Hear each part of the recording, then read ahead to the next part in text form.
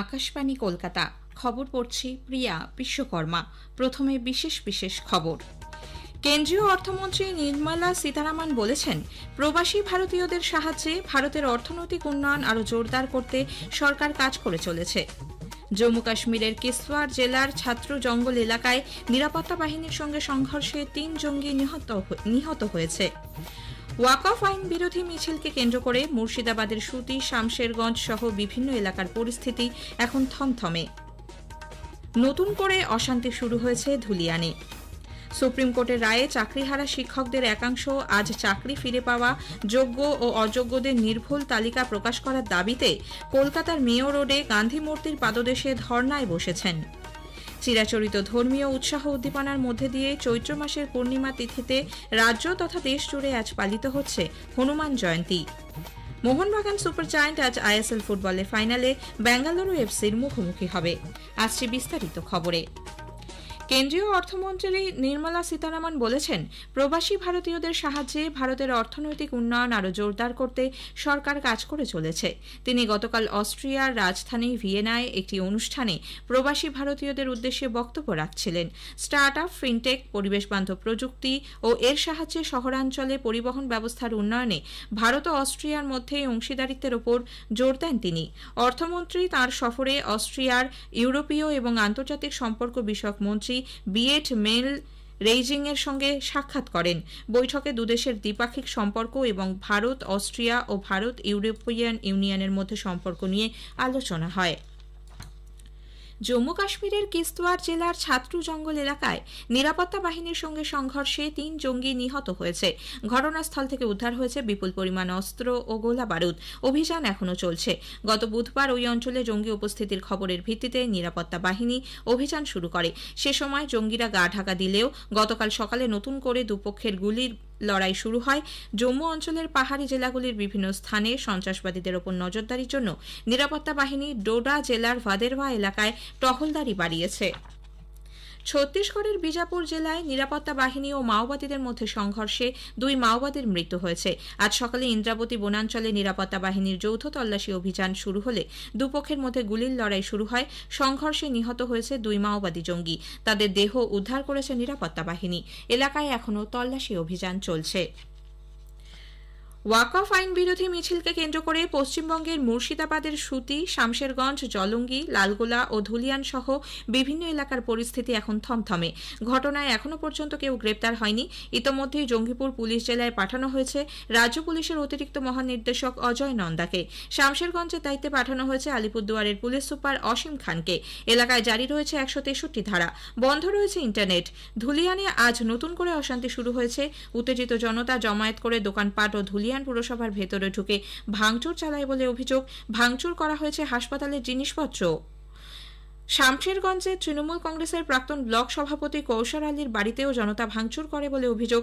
ঘটনাস্থলে পৌঁছেছে পুলিশ ও আধা সেনা। এদিকে সুতির সাজন মোড়ে গতকাল ওয়াকফ আইন বিরোধী আন্দোলনের সময় সংঘর্ষে শামশেরগঞ্জের ওসি ও মহকুমা পুলিশ আধিকারিক সহ 4 জন আহত হয়েছেন। গুলিবিদ্ধ এক কিশোর কলকাতার এক বেসরকারি হাসপাতালে চিকিৎসাধীন। জঙ্গিপুর মহকুমা হাসপাতালে বাকিদের চিকিৎসা চলছে। সুপ্রিম কোর্টের রায়ে চাকরিহারা শিক্ষকদের একাংশ আজ চাকরি ফিরে পাওয়া যোগ্য ও অযোগ্যদের নির্ভুল তালিকা প্রকাশ করার দাবিতে কলকাতার মেয়ো রোডে গান্ধী মূর্তির পাদদেশে ধর্নায় বসেছেন। অন্যদিকে বিধাননগরের এসএসসি ভবন আচার্য সদনের সামনেও ওই শিক্ষকদের একাংশ অনশন চালিয়ে যাচ্ছেন।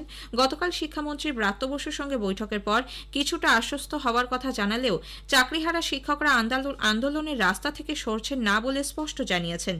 যোগ্য শিক্ষক ও শিক্ষাকর্মী অধিকার মঞ্চের আহ্বায়ক মেহবুব মণ্ডল জানিয়েছেন, তাদের দাবি পূরণ যতদিন না হচ্ছে ততদিন তারা রাস্তাতেই থাকবেন। মেয়ো রোডে গান্ধী মূর্তির পাদদেশে অবস্থান থেকেই পরবর্তী কর্মসূচি ঘোষণা করবেন তারা। অন্যদিকে এসএসসি ভবনের সামনে চাকরিহারাদের আরেকটি অংশের অনশন কর্মসূচি আজ 3য় দিনে পড়েছে। অনশনকারী অন্যতম চাকরিহারা শিক্ষক সুমন বিশ্বাস অভিযোগ করেছেন, সরকার আন্দোলনকারীদের মধ্যে বিভাজন তৈরি করতে চাইছে। যতদিন না সরকার তাদের চাকরিতে পুনর্নিয়োগ করছে ততদিন অনশন চালিয়ে যাবেন তারা। পথ দুর্ঘটনা আরও কমাতে রাজ্য সরকার নতুন গতি নিয়ন্ত্রণ নীতি বা স্পিড ম্যানেজমেন্ট পলিসি চালু করছে। আইআইটি খড়গপুরের সহায়তায় পাইলট প্রকল্প হিসেবে কলকাতার ইএম বাইপাসে এই নতুন নীতি প্রয়োগ করা হবে। সাফল্য মিললে ধাপে ধাপে রাজ্যের অন্যান্য সড়কেও নতুন নীতি কার্যকর করা হবে বলে প্রশাসনিক সূত্রে জানা গেছে। স্মার্ট পিডিএস কর্মসূচির অধীনে রেশন বন্টন প্রক্রিয়াকে আরও গতিশীল ও দুর্নীতিমুক্ত করতে কেন্দ্রীয় সরকার একটি বিশেষ অ্যাপ চালু করছে। জাতীয় খাদ্য সুরক্ষা প্রকল্পের আওতাভুক্ত রেশন গ্রাহকদের খাদ্য সরবরাহ সংক্রান্ত লেনদেন পরিচালনার জন্য মেরা রেশন নামে এই অ্যাপ তৈরি করা হয়েছে। সব রাজ্যে এই অ্যাপ ব্যবহার বাধ্যতামূলক করা হচ্ছে। খবর শুনছেন আকাশবাণী কলকাতা কেন্দ্র থেকে। আমাদের সংবাদ শোনা যাচ্ছে ইউটিউব চ্যানেল আকাশবাণী সংবাদ বাংলা, ফেসবুক ও ইনস্টাগ্রাম আকাশবাণী সংবাদ কলকাতা এবং এক্স হ্যান্ডেল AIR নিউজ কলকাতাতে। চিরাচরিত ধর্মীয় উৎসাহ উদ্দীপনার মধ্যে দিয়ে চৈত্র মাসের পূর্ণিমা তিথিতে রাজ্য তথা দেশ জুড়ে আজ পালিত হচ্ছে হনুমান জয়ন্তী। এই উপলক্ষে মন্দিরগুলি আলোর মালায় সাজিয়ে তোলা হয়েছে। শক্তির আরাধনায় ও অশুভ শক্তির বিনাশকল্পে আয়োজন করা হয়েছে পুজো পাঠের। হনুমান জয়ন্তী উপলক্ষে কোনো রকম অপ্রীতিকর ঘটনা এড়াতে পুলিশি ব্যবস্থা জোরদার করা হয়েছে। এদিকে বিজেপি আজ সর্বসাধারণকে হনুমান জয়ন্তী পালনের আহ্বান জানিয়েছে। ওয়াকফ আইনের বিরুদ্ধে চলা কর্মসূচিতে গৈরিক পতাকার অবমাননার প্রতিবাদে আজ রাজ্যের সর্বত্র গেরুয়া পতাকা লাগানো হচ্ছে তাদের তরফে। মালদার ইংরেজবাজার শহরের দক্ষিণ বালুচর এলাকায় হনুমান মহাবীর মন্দিরে 56 রকমের ভোগের আয়োজনের পাশাপাশি 101 কেজি 3টে লাড্ডু দেওয়া হয়েছে প্রসাদে। জলপাইগুড়ির কদমতলার হনুমান মন্দিরে প্রতি বছরের মতো এই বছরেও বিরাট আয়োজন হয়েছে। হাওড়ার গ্রামীণ এলাকার বিভিন্ন মন্দিরে হনুমান চালিসা পাঠ করা হচ্ছে। শ্যামপুরে বিশ্ব হিন্দু পরিষদ বজরং দলের পক্ষ থেকে একটি মিছিলও বের করা হবে। হনুমান জয়ন্তী উপলক্ষে প্রধানমন্ত্রী নরেন্দ্র মোদী দেশবাসীকে শুভেচ্ছা জানিয়েছেন। এক সোশ্যাল মিডিয়া পোস্টে প্রধানমন্ত্রী বলেন, শক্তিমোচন ভগবান হনুমানের আশীর্বাদে সকল দেশবাসী স্বাস্থ্যবান, প্রাণবন্ত এবং সমৃদ্ধ হয়ে উঠুক। কেন্দ্রীয় স্বরাষ্ট্রমন্ত্রী অমিত শাহ আজ পরাক্রমী ছত্রপতি শিবাজী মহারাজের 345তম প্রয়াণ বার্ষিকীতে তাঁর প্রতি শ্রদ্ধা নিবেদন করতে মহারাষ্ট্রের ঐতিহাসিক রায়গড় দুর্গ পরিদর্শন করেন। গতরাতেই তিনি পুনায় পৌঁছন। মুম্বাইতে আজ সন্ধ্যায় শ্রী শাহ একটি গুজরাটি প্রকাশনার 75তম বার্ষিকী উদযাপন অনুষ্ঠানে যোগ দেবেন। তথ্য ও সম্প্রচার মন্ত্রক ওয়েবস শীর্ষ সম্মেলনের থিম সঙ্গীত প্রতিযোগিতায় বিজয়ীদের নাম ঘোষণা করেছে। ওয়েবস সামিট 2025-এর অংশ হিসেবে অনুষ্ঠিত 32টি চ্যালেঞ্জের মধ্যে অন্যতম এই থিম সঙ্গীত প্রতিযোগিতা। দেশের বিভিন্ন প্রান্ত থেকে প্রচুর প্রতিযোগী এখানে অংশ নেন। এদের মধ্যে 6 জন বিজয়ীকে নির্বাচন করা হয়েছে। ইউরোপীয় ইউনিয়নের অন্তর্ভুক্ত দেশগুলি থেকে সব রকমের মাংস এবং দুগ্ধজাত পণ্য আমদানির ওপর নিষেধাজ্ঞা ঘোষণা করেছে ব্রিটেন। এই মুহূর্তে গোটা ইউরোপ মহাদেশ জুড়ে ফুট অ্যান্ড মাউথ রোগ ছড়িয়ে পড়ায় সতর্কতামূলক ব্যবস্থা হিসেবে আজ ইংল্যান্ডে আসা ইউরোপীয় দেশগুলির পর্যটকদের ব্যবহারের জন্য সব ধরনের মাংস এবং দুগ্ধজাত পণ্য বহন করার নিষেধাজ্ঞা জারি হয়েছে। ইরান ও মার্কিন যুক্তরাষ্ট্র আজ ওমানে একটি নতুন পরমাণু চুক্তিতে পৌঁছানোর জন্য গুরুত্বপূর্ণ আলোচনা করবে। পশ্চিম এশিয়ায় উত্তেজনা প্রশমন এবং আরও একটি সংঘাত এড়াতেই এই বৈঠক।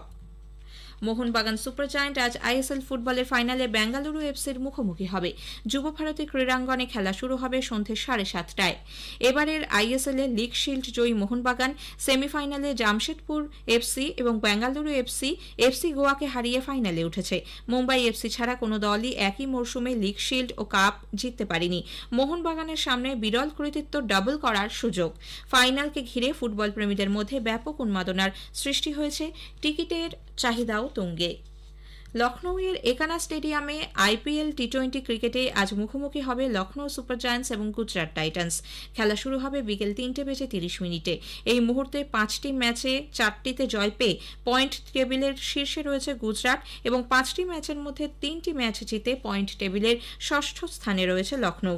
দিনের দ্বিতীয় ম্যাচে হায়দ্রাবাদের রাজীব গান্ধী আন্তর্জাতিক ক্রিকেট স্টেডিয়ামে সানরাইজার্স হায়দ্রাবাদের মুখোমুখি হবে পাঞ্জাব কিংস। খেলা শুরু হবে সন্ধ্যে 7:30 পাঞ্জাব কিংস 6 পয়েন্ট নিয়ে পঞ্চম স্থানে থাকলেও হায়দ্রাবাদ এই মৌসুমে মাত্র একটি ম্যাচ জিতে পয়েন্ট টেবিলের একদম শেষ স্থানে রয়েছে। শেষ করার আগে খবরের বিশেষ কিছু অংশ আরও একবার। কেন্দ্রীয় অর্থমন্ত্রী নির্মলা সীতারামন বলেছেন, প্রবাসী ভারতীয়দের সাহায্যে ভারতের অর্থনৈতিক উন্নয়ন আরও জোরদার করতে সরকার কাজ করে চলেছে। জম্মু কাশ্মীরের কিস্তোয়ার জেলার চাত্রু জঙ্গল এলাকায় নিরাপত্তা বাহিনীর সঙ্গে সংঘর্ষে ৩ জঙ্গি নিহত হয়েছে। ওয়াকফ আইন বিরোধী মিছিলকে কেন্দ্র করে পশ্চিমবঙ্গের মুর্শিদাবাদের সুতি, শামশেরগঞ্জ সহ বিভিন্ন এলাকার পরিস্থিতি এখন থমথমে। ধুলিয়ানে নতুন করে শুরু হয়েছে অশান্তি।